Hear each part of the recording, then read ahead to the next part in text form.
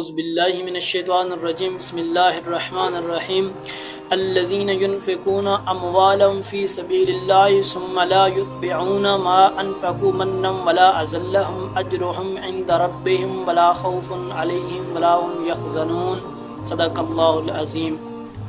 تمام دوستوں، بھائیوں، بزرگوں کو السلام علیکم ورحمۃ اللہ وبرکاتہ۔ امید کرتا ہوں کہ سب بھائی دوست احباب خیریت سے ہوں گے انشاءاللہ۔ آج ہم بات کریں گے کہ ہم جو مال اللہ کی راہ میں خرچ کرتے ہیں اس کا کیا رد عمل ہونا چاہیے ہمارے دل میں اور ہماری نیت میں۔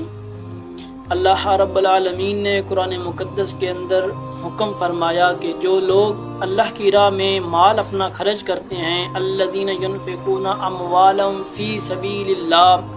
اللہ کی راہ میں جو اپنا مال فی سبیل اللہ جو مال خرچ کرتے ہیں، ثم لا یتبعون ما انفقوا، اور وہ مال خرچ کرنے کے بعد منم ولا اذلہم، جب وہ مال خرچ کر لیتے ہیں تو نہ ہی اس کے اوپر کوئی احسان جتلاتے ہیں اور نہ ہی اس کو کوئی ایذا کوئی تکلیف دیتے ہیں، یعنی کہ ہم نے آپ کو مال دیا تھا، آپ اب ہمارا کام کریں، ایسا نہیں وہ کرتے، کیونکہ انہوں نے وہ جو مال خرچ کیا تھا وہ صرف اور صرف اللہ رب العالمین کی رضا کے لیے، اللہ رب العالمین کو راضی کرنے کے لیے مال خرچ کیا تھا۔ اس لیے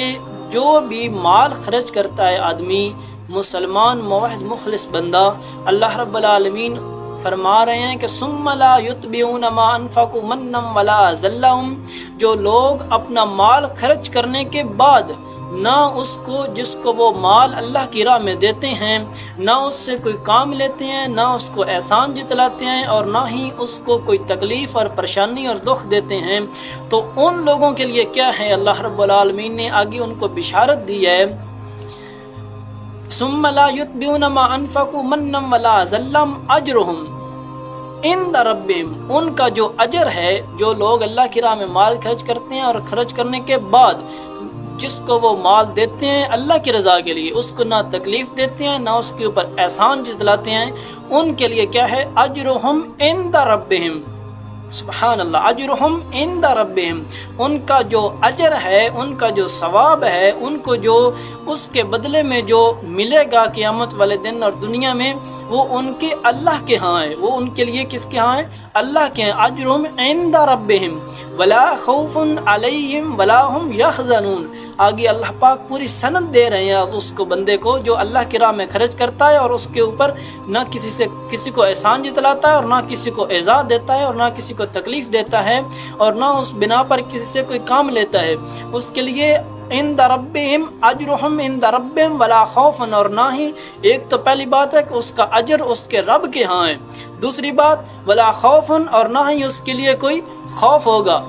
ولا خوف علیہم ولا هم یحزنون، اور نہ ہی اس کے لیے کوئی قیامت والے دن غم ہوگا، نہ کوئی پریشانی ہوگی، نہ کوئی دکھ ہوگا، نہ کوئی تکلیف ہوگی، جیسے اس نے دنیا میں اللہ رب العالمین کے لیے خالصتاً دنیا میں اللہ رب العالمین کے لیے اس نے اللہ کی راہ میں اس نے مال اپنا خرچ کیا تھا،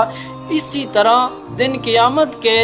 دن اس کو نہ کوئی خوف ہوگا نہ غم ہوگا، اور اس کا اجر کس کے ہاں ہوگا؟ عند ربہم، اس کے رب کے ہاں ہوگا، اور اللہ اس کو کتنا اجر دے گا وہ اپنی ذات کے مطابق دے گا، کتنا وہ بڑا ہے، کتنا وہ اعلیٰ ہے، کتنا وہ بلند ہے، کتنا وہ غفور الرحیم ہے، کتنا وہ علیم بذات الصدور ہے، ان اللہ علی کل شیء قدیر ہے، اس کی ذات کے تو کیا کہنے، اس سے تو کوئی،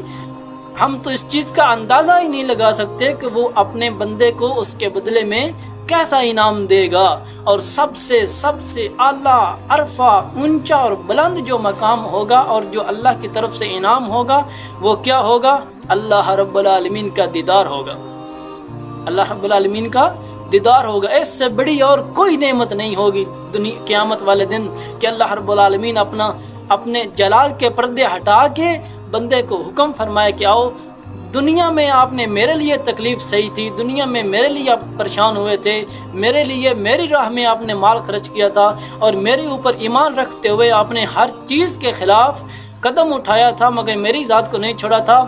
دنیا میں آپ نے میرے لیے سب کچھ کیا تھا، آؤ آج میں اللہ رب العالمین کا دیدار کر لو۔ یہی ہوگا عند ربہم اس کے رب کے جہاں جو اجر ہے، اس کا جو ثواب ہے، سب سے بڑا اجر یہی ہوگا اس کے لیے۔ اللہ رب العالمین ہم کو اپنی راہ میں مال و اسباب خرچ کرنے کی توفیق عطا فرمائے، اور صرف اللہ کی رضا کے لیے کرنے کی توفیق عطا فرمائے خرچ مال، تاکہ ہم دنیا میں بھی کامیاب ہوں اور آخرت میں بھی کامیاب ہوں۔